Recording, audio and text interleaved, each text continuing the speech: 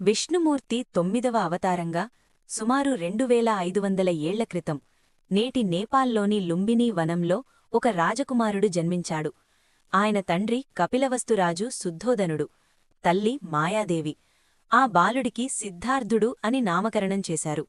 సిద్ధార్థుడు పుట్టినప్పుడు ఒక సిద్ధాంతి ఆయన జాతకాన్ని చూసి, ఈ బాలుడు గొప్ప చక్రవర్తి అయినా అవుతాడు, లేదా ప్రపంచాన్ని తరింతజేసే గొప్ప సన్యాసి అయినా అవుతాడు అని చెబుతాడు. సిద్ధార్థుడు సన్యాసి కాకూడదని తండ్రి ఆయనకు బయటి ప్రపంచంలో ఉండే కష్టాలు బాధలు ఏవీ తెలియకుండా కేవలం సుఖభోగాల మధ్య పెంచుతాడు. సిద్ధార్థుడికి యశోధరతో వివాహం జరుగుతుంది, మరియు వారికి రాహులుడు అనే కుమారుడు జన్మిస్తాడు. ఒకరోజు సిద్ధార్థుడు నగరాన్ని చూడాలని రథం మీద బయల్దేరుతాడు. ఆ ప్రయాణంలో ఆయన 4 దృశ్యాలను చూసి చలించిపోతాడు. ముసలివాడు, మనిషికి వృద్ధాప్యం తప్పదని తెలుసుకుంటాడు. రోగి, శరీరం వ్యాధులకు గురవుతుందని గ్రహిస్తాడు. శవం, మరణమనేది అందరికీ అనివార్యమని తెలుసుకుంటాడు. శాంతంగా ఉన్న సన్యాసి, అన్నింటినీ వదిలేసిన సన్యాసి ముఖంలోని ప్రశాంతత ఆయనను ఆకర్షిస్తుంది. ఈ దృశ్యాలు సిద్ధార్థుడి మనస్సులో తీరని అలజడిని రేపుతాయి.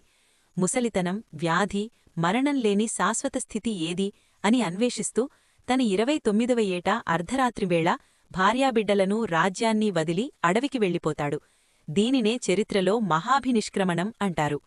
అనేక సంవత్సరాలపాటు కఠినమైన సాధన చేసి చివరకు బీహార్లోని గయలో ఒక అశ్వత్థ వృక్షం లేదా బోధివృక్షం కింద ధ్యానంలో ఉండగా వైశాఖ పౌర్ణమి నాడు ఆయనకు జ్ఞానోదయం కలిగింది.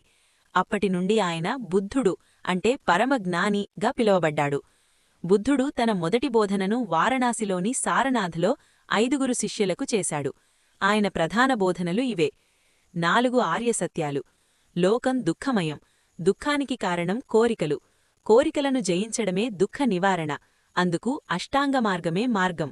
అహింస, జంతువులను చంపకూడదు, అందరినీ ప్రేమతో చూడాలి. సమత్వం, కులమత భేదాలు లేకుండా అందరూ సమానమే. పురాణాల ప్రకారం కలియుగంలో ప్రజలలో అహింసా మార్గాన్ని పెంపొందించడానికి మరియు యజ్ఞాల పేరిట జరిగే జంతుబలులను నిరోధించడానికి శ్రీమహావిష్ణువు బుద్ధావతారం ఎత్తాడని భక్తులు నమ్ముతారు. బుద్ధుని బోధనలు నేటికీ ప్రపంచానికి ఎంతో అవసరం.